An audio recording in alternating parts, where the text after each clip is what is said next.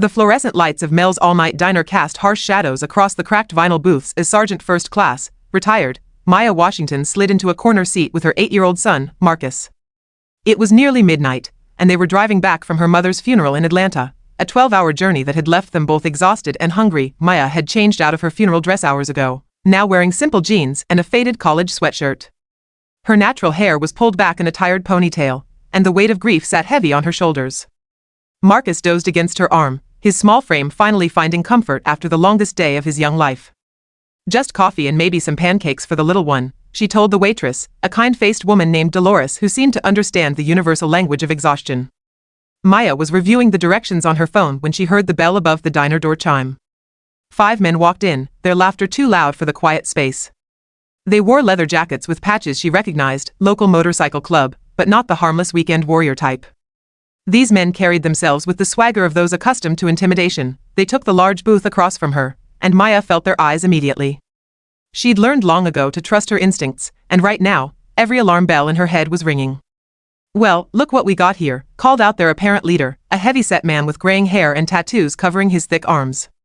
"Looks like somebody's lost." Maya kept her eyes on her phone, hoping they'd lose interest. Marcus stirred beside her. "I'm talking to you, princess," the man continued, his voice carrying across the diner. "This ain't exactly your neighborhood." The waitress, Dolores, hurried over to the men's table with menus, clearly hoping to redirect their attention. But they weren't interested in food. "Maybe she can't afford to eat anywhere decent," another one chimed in, causing the group to laugh. "That's what happens when you don't know your place." Maya's jaw tightened. She'd faced worse than this in Iraq and Afghanistan, but never with her son beside her. Marcus was fully awake now, confusion and fear in his young eyes. "Mama," he whispered. "It's okay, baby," she said softly, but her voice carried the steel that her Marines would have recognized immediately. The leader stood up, his chair scraping loudly against the floor. "Hey, I'm being friendly here. Least you could do is acknowledge me." Maya finally looked up, meeting his eyes directly. "I'm just trying to have a quiet meal with my son." "Your son?" He looked at Marcus and sneered. "Where's Daddy?" "Let me guess, sir." Maya's voice cut through his words like a blade. She stood slowly, and something in her posture made the man pause. "You're going to sit back down, order your food, and leave us alone." The leader laughed, but it sounded forced now. "Or what? You gonna call the cops?" "Lady, you picked the wrong diner on the wrong night."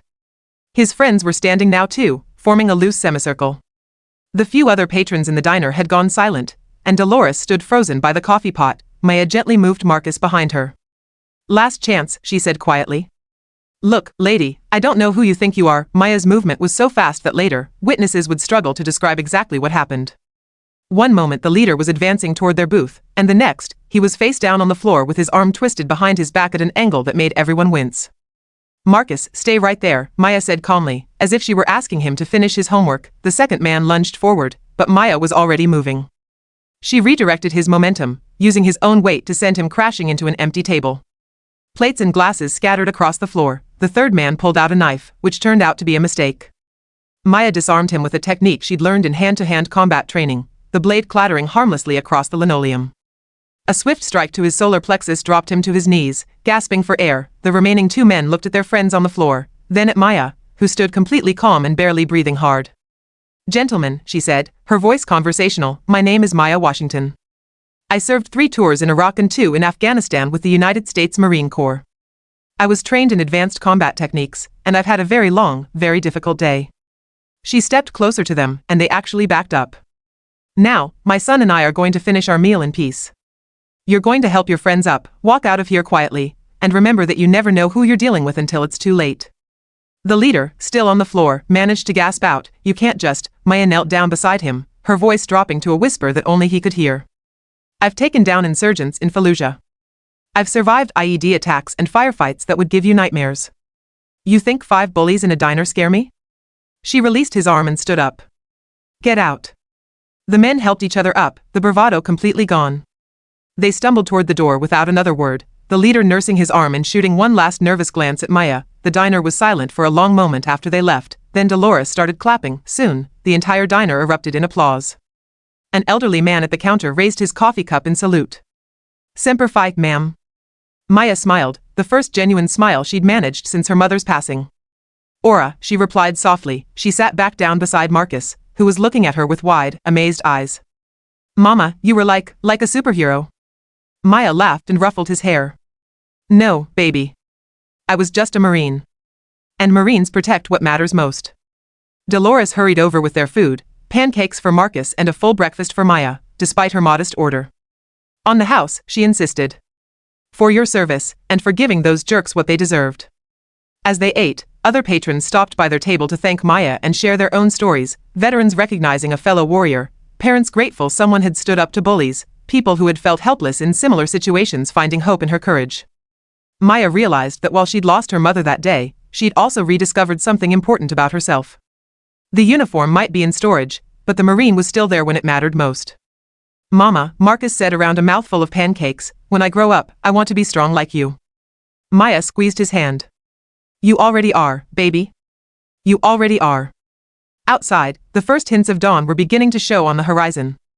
They had a few more hours of driving ahead, but Maya no longer felt tired. She felt proud, protective, and ready for whatever came next. After all, once a Marine, always a Marine. As they prepared to leave, Dolores handed Maya a to-go cup of coffee and a piece of paper. My nephew just joined the Marines, she said quietly. Would you mind, could you maybe write something for him? Something to remember when things get tough?